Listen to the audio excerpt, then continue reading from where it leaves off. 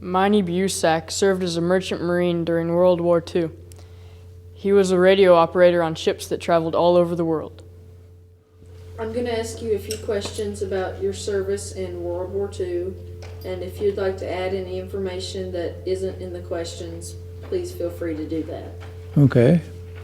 During World War II, what branch of service did you serve in? Merchant Marine. What was your rank? Ensign when I was dismissed. Where did you serve? Almost throughout the world. I was in a convoy to England, on the ship traveling alone through the Mediterranean, Red Sea to Bombay, India, New Guinea, the Philippines, Ulithi in the Pacific. And then after the war was over, I had time to serve yet, and we were on a shipping business to South America and back. Why did you pick the branch of service you joined? Well, I wanted to be a Navy flyer, and you see these things in front of my eyes. And I didn't want to be in the Army. And so I looked into the Merchant Marine, and I joined the Maritime Service, which is the educational part of training people. And I was going to be a seaman, and while in the basic training, I took a test, and algebra was a key part of it, and I did well on the algebra exam, but I didn't do very well on the code. But they took me for radio school, and so I went through 2 stages of learning to be a radio operator. Where did you do your basic training? Sheepshead Bay, Lower Brooklyn, New York. What do you remember most about it? Well, we got in the middle of the week, so we had an extra weekend on the base before we got a day off. And I'm a baseball fanatic, and the Dodgers were in Brooklyn. The Giants were in the Polo Grounds, and the Yankees, and at least one of those teams were home on every day that I had off. So that was part of my entertainment. What was your main job or assignment during the war? Radio operator. Did you see combat? No. Not exactly. I was on a tanker. We had 330,000 barrels of airplane fuel. We traveled alone because our ship was speedy enough to do that. We did not have any detection devices, and fortunately for us, nobody with a submarine was close at hand. Were you awarded any medals or citations? No, other than good conduct. Did you sustain any serious injuries? No. How often were you able to communicate with your family? Very indefinite. There is no mail service from ships at sea, and when you get back to a home port in the United States, the mail catches up with you. And I remember getting a letter from my brother who was in the Army. He said, I'm in France. The last I knew, he was in California training people. And he said, I'm watching the other guys play softball, and we're going into battle tomorrow or the next day near Aachen.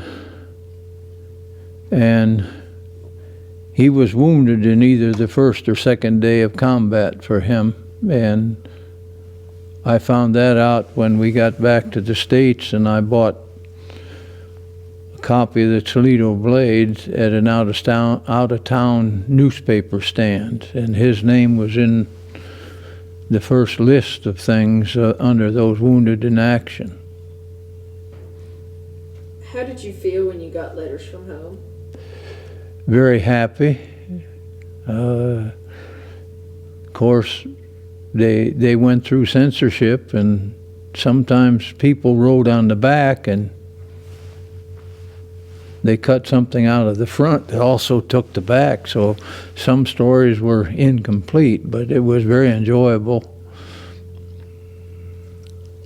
Would you tell me about any particularly humorous or unusual event that happened to you or someone you know? I guess it would be kind of humorous. We were on the ship on the Atlantic side of the Panama Canal waiting, and so we were at dock, so we had some liberty, and some of us in the ship went off to see a show, a floor show. And next thing I know, they knocked, some Navy officers were at the next table, and one of those officers knocked the tray off.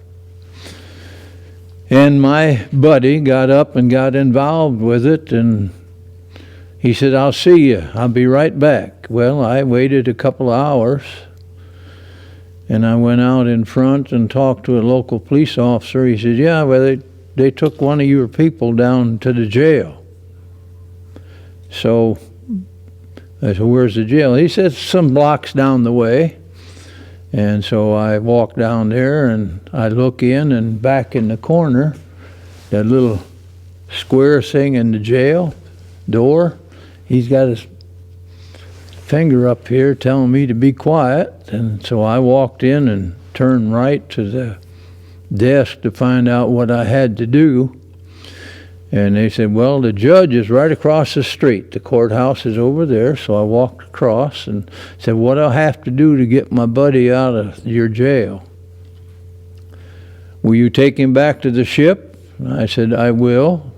So he wrote out some kind of paper, and I took it back across the street, and they let him out. And I told him, "We got to go back to the ship." And he said, when we got back down to where we'd started the evening, he said, "I'm staying." Well, I'm going back to ship. So I don't know. He did get back to the ship without any more trouble, but I thought that was kind of humorous to see him with his finger up here. Be quiet. Did you skip the questions about memorable experiences? Question 7. I think I did. So kind of a key one. Yeah. Could you tell me about a couple of your most memorable experiences?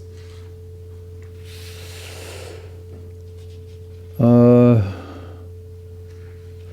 it wouldn't be at sea. It would be at on land. In Bombay, you can rent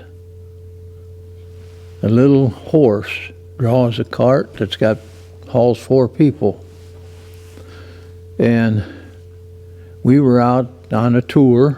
There were 4 of us from the ship, and I just had to get to the bathroom, but I didn't see any place to go. And finally, driving along there, I saw a row of bushes in front of a building. I jumped out of that cart and went back there and relieved myself, and then I got back in the cart. And that isn't anything that's really memorable except to me. It was a matter of need. But there are many things, and being a radio operator, your radio room is closed while you're in port, and I had to let my captain know at least once a day where I was. So I had lots of free time to visit in the different places we were. Of course, in New Guinea, there weren't many places to go.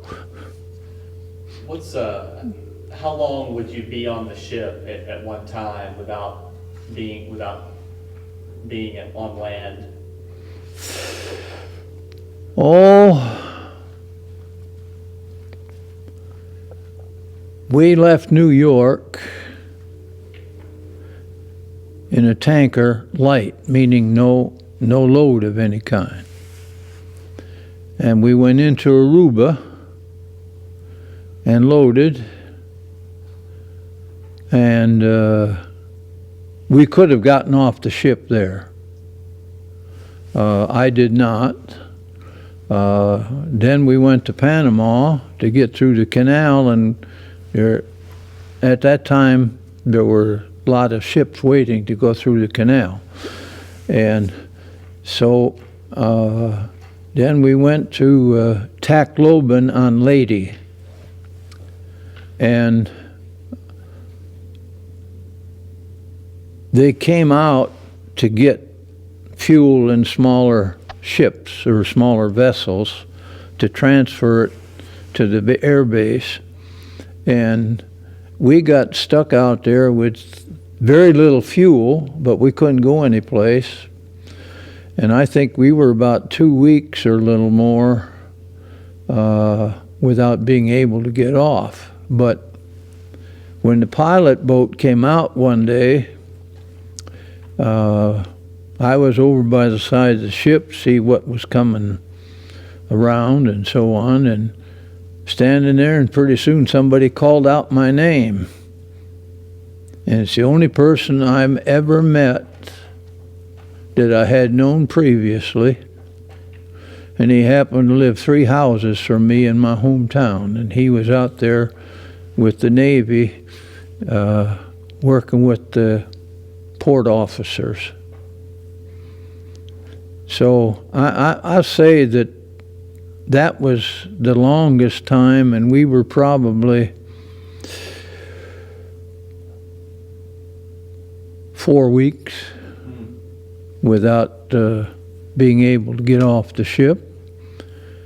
One ship I was on, we went into Pearl Harbor and anchored. I saw the Arizona and a lot of the wreckage and so on, but we didn't have any liberty there. So, and it was difficult with mail to catch up with us, because sometimes it went here and it missed us, and so we had to go someplace else.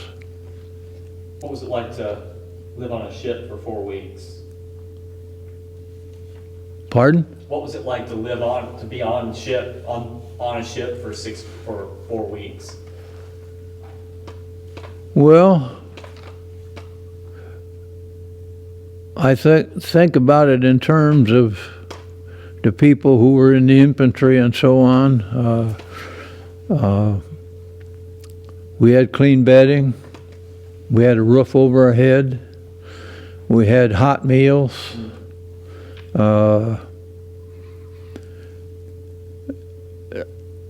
We had to maintain radio silence, but yet we were depending upon where we were in the world.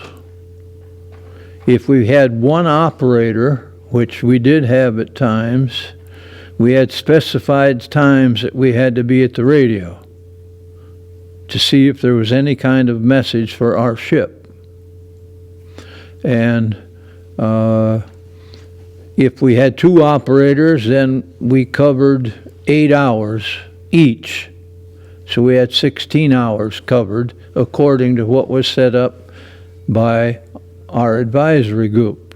And if we had 3 operators, then we worked 4 hours, 8 off, and there wasn't much to go to, walk around the ship.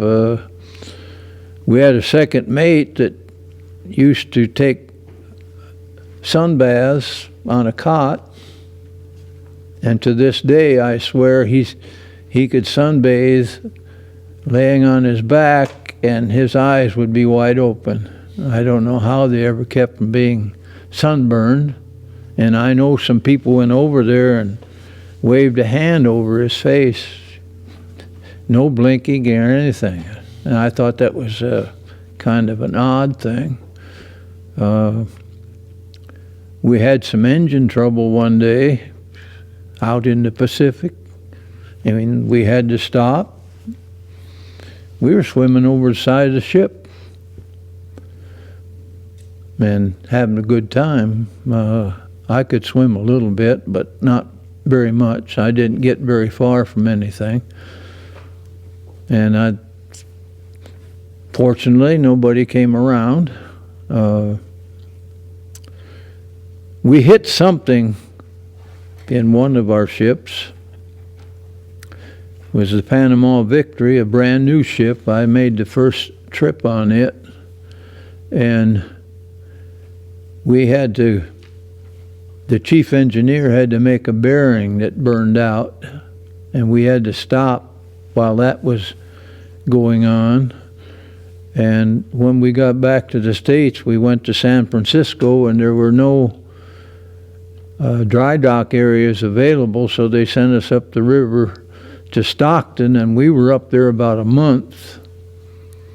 And we loaded, and we had deck cargo of barrels of gasoline, all tied down, everything, and room enough for people to get through on the deck to do the jobs that they had to do.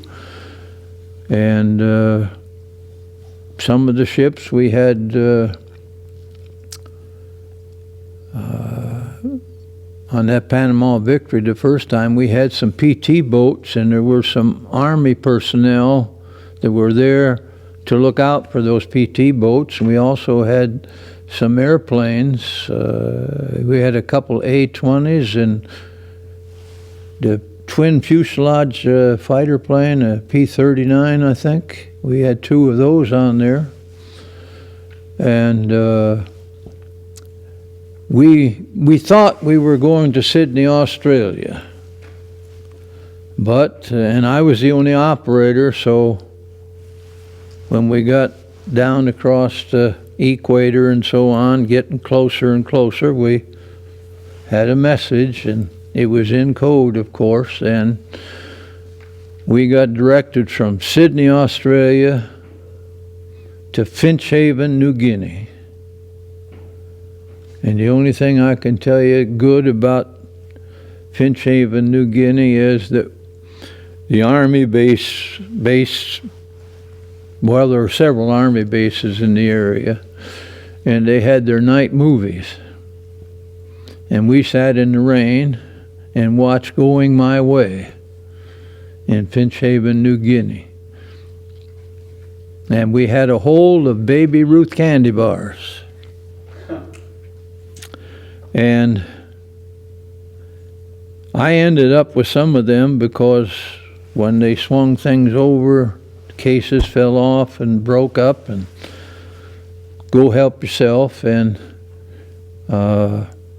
they put those out on boards out in an open field, covered with a tarp in the summertime.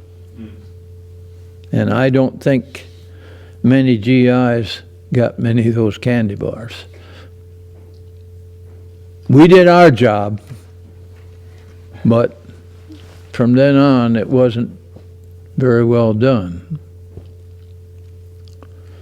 What did you think of your officers or fellow soldiers? Pardon? What did you think of your officers or fellow soldiers?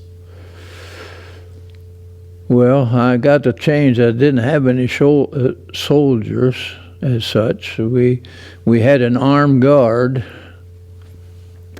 which we did not. Sometimes on some of the ships we had trouble. Not serious, but trouble.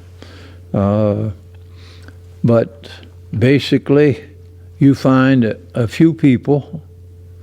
For example, our crew would be from 50 to 55 people. And we had 20 to 22 people in the armed guard. And some of our crew were also trained to help with the gun crews.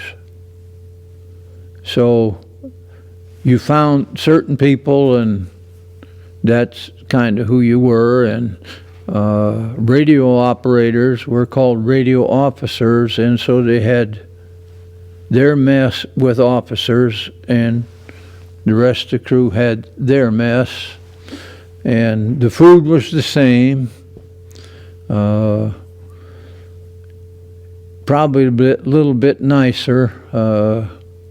The crew's mess would have tables somewhat like these in this room, and we had a little bit better furniture because the ships I served on were also set up to carry passengers. And we did carry passengers a couple of times. And this was after the war, but we took on 3 passengers in Buenos Aires. One was an old Jewish rabbi who had tried and tried and tried to be allowed to emigrate to the United States. And the other 2 were a husband and wife team of doctors that were going to the University of Michigan for some advanced studies. Well, we, on the way back, headed north to the States, and we got into a port, and the old Jewish rabbi thought that he was eating cacao beans from which we get chocolate. But they were castor beans from which we get castor oil. No. And he got violently sick.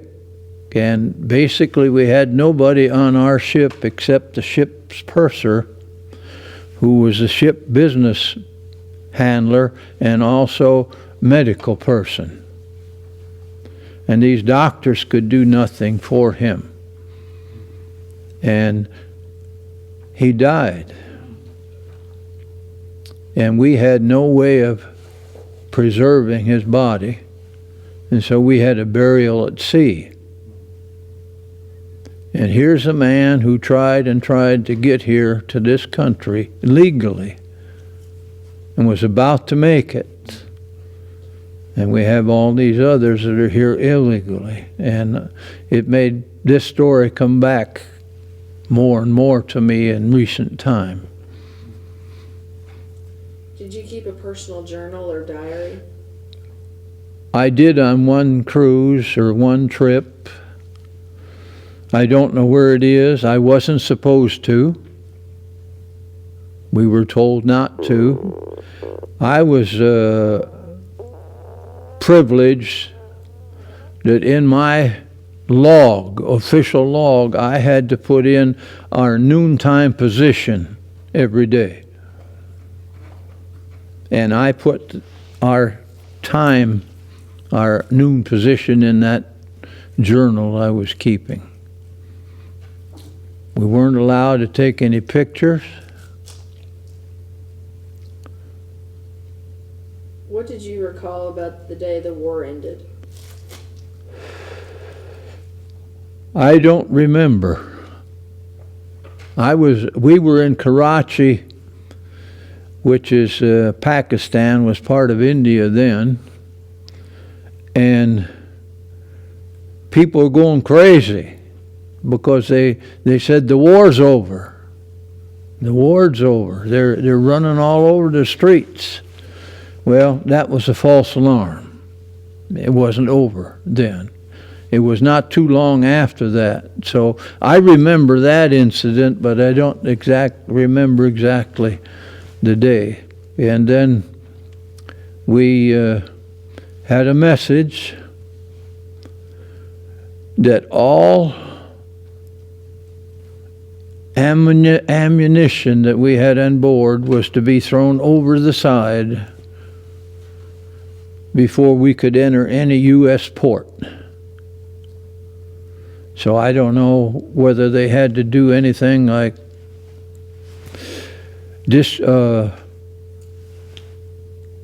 fix it so that they couldn't explode, or whether they just threw things over. But for days they threw weapons over the side, 3-inch shells, 5-inch shells, 20 millimeter, 50 caliber machine gun,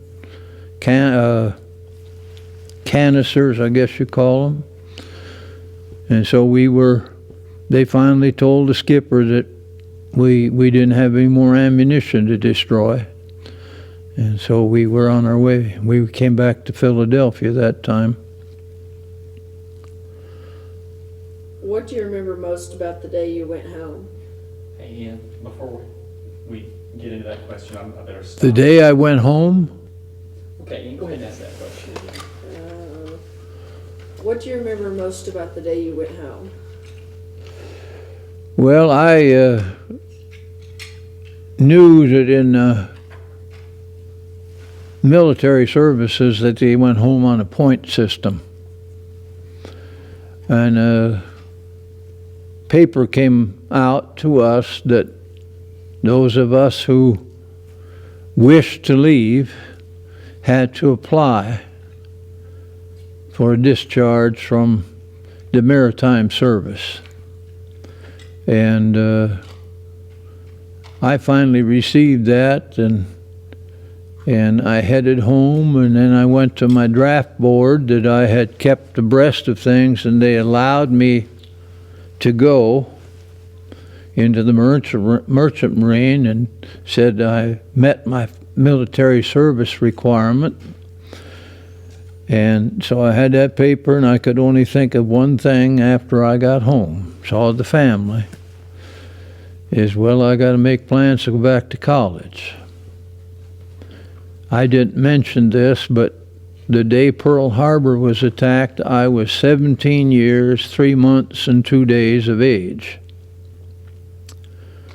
And at that time, selective service registered 21 and up. In October of 1943, they changed it to 18 and up. And I had no idea of anything other than going to college, because that had been drilled into me at home. You're going to college, you're going to college.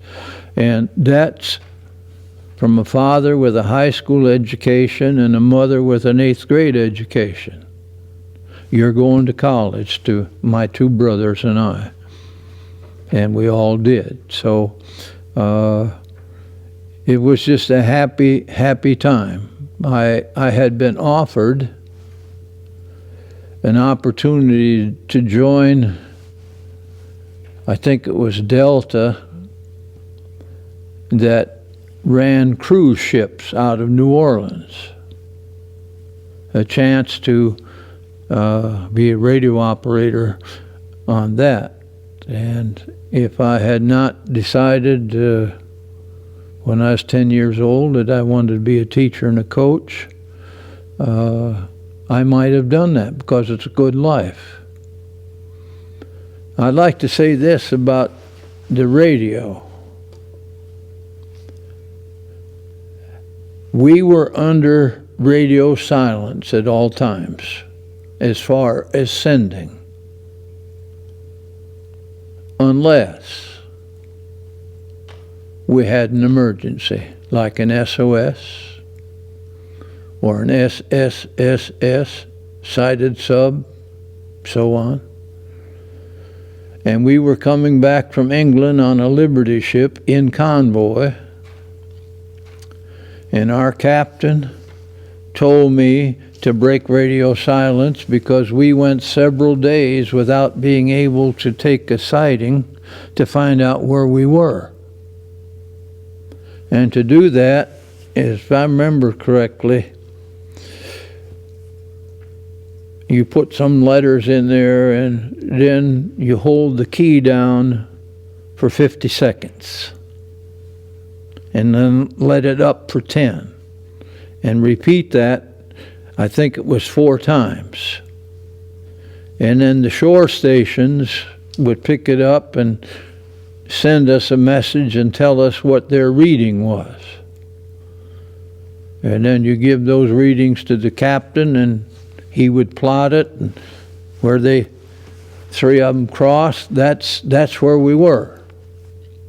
Now, why he didn't want to go to New York, where the convoy was headed, I don't know. But he wanted to go to Boston. And when we entered Boston Harbor and the pilot boat came out, I never saw so many scrambled eggs and gold braid in my life. And they wished to speak with me, and they said, bring your log. So I took my log, and I had been smart enough to have the captain sign it that he ordered me to do that. Well, you're done. They threw the book at him. And so if I had not had him sign that, then it had been his word against mine. But they just looked at my logs. You can go. And then I read later, or heard later, that he had been put on land. Tell me about your close friendships while in the service. Tell me about your close friendships while in the service. Well, I was thinking about this the other day. There's only one man that I remember that I really went to see, and he and I were in the same radio class, R52. He was from Nashville, Tennessee, and we went to see him, and we spent a couple days with him and his wife. He was not married, nor was I when we were in the Merchant Marine. And when our radio class left,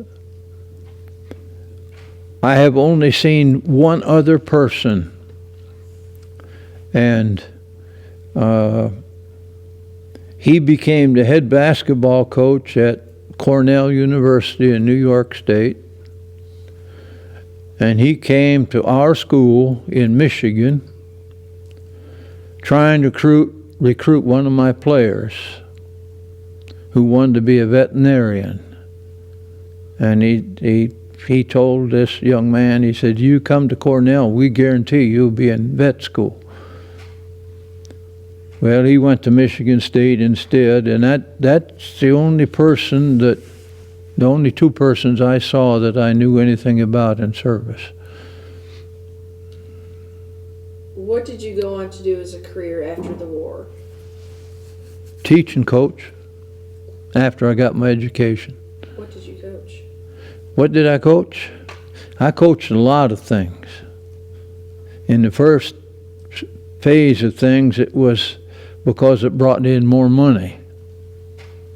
My first teaching contract after 4 years of college paid me $2,960 for a year. But things were a little bit better then. Gas was probably about 25 cents a gallon. Loaf of bread, 10 cents.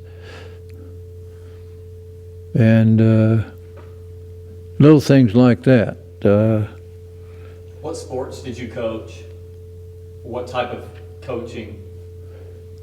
High school. I was a head football coach a few years. Most of the time I was a head basketball coach. We made 4 trips to the Final Four, won twice, runner-up once, and one time we lost the first round. I coached a lot of baseball until I got fed up with playing at the wrong time in the year. And this was in states where they didn't have spring football, but still, we started late March, and it just got too bad, but I did have a young man progress and won the Cy Young in 1974 as a relief pitcher with the Dodgers. I coached cross country. See, what else is there? Coach track, but it was mostly basketball. What subjects did you teach? Well, I started in, and they're talking about that here, intermediate school. I was hired in the state of Oregon, a town of Medford, to teach in an intermediate school, grades 4, 5, and 6. And we played tackle football, we played basketball, we played baseball with a rubber ball, and we had track teams. And after 2 years, I got a high school job at nearby small town called Rogue River, and it's a great fishing stream for salmon. And then I had 2 years there, and then I had a chance to get close to home in Michigan, and we just moved around. This is the 6th state that we've moved in, and maybe this is the last move. But I did put in 41 years in the classroom and 39 years in coaching. Did your military experience influence your thinking about war or the military in general? Well, I thought that if we had adopted the original charter that was planned for the United Nations, that we might have been able to avoid war. But I've sometimes come to the conclusion that there are people who want war for a variety of reasons. This is the second time for the Islam movement to expand. They were stopped at the Battle of Tours when they crossed into France and were driven back and finally receded, and it's a difficult situation. And I thought for years that we ought to have universal service for probably 2 years from all our people who are not totally handicapped, to do something for the government, some of whom would choose the military and some would not. I said once upon a time 1 year, and then I had somebody say, well, you just get people trained then. And I think back to my own radio school training and basic training. That took up 9 months or so. And I hadn't done anything yet except go to school, be trained. So that 2 years, and maybe people would have a greater love of country if they had done something to help the country grow. And my great-grandfather brought his family here in 1869 from Germany to keep his boys out of war. His boys were kept out of war. My dad went to France in World War I. My older brother and I were involved in World War II. My other brother was called for Korea, but he had a skull fracture from a baseball injury that they didn't want him. Our 2 boys were involved in Vietnam. I have 2 grandsons. One went to the first Persian Gulf thing as an 18-year-old, and other grandson has been several places, including there. So where is it going to stop? I don't know, but war is not glorious. I don't know if I can get away with this or not, but I'll use General Sherman's statement: war is hell. It's disruptive of everything. Plus the destruction, the cost, but sometimes that's the only answer, I guess. How did your service and experiences affect your life? Well, I haven't done any radio work, but I think I found a way of getting along with other people. We had in the Merchant Marine, and I know they had it in the military, people who took part could get citizenship, which is an attraction. There are a great number of people who want to get here and want to get Americanized. And yet there are a lot of people get here and don't care about being Americanized. Well, thank you for coming and sharing your recollections, and thank you for your service to our country. You're very welcome, and good luck with your project.